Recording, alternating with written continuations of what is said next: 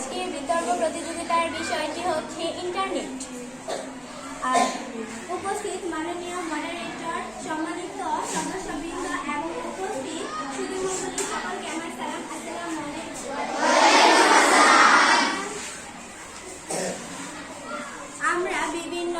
আমরা প্রয়োজনীয় তথ্য আদান প্রদানের জন্য ইন্টারনেট ব্যবহার করে থাকি। বর্তমানে ইন্টারনেটের মাধ্যমে পৃথিবীর যে কোনো প্রান্তে অডিও কল, ভিডিও কল এবং বার্তার সাহায্যে আমরা যোগাযোগ করতে পারি। অর্থনৈতিক, সাংস্কৃতিক, প্রাক ঐতিহাসিক খেলাধুলা এবং প্রয়োজনীয় তথ্য আমরা ইন্টারনেটের মাধ্যমে পেয়ে থাকি।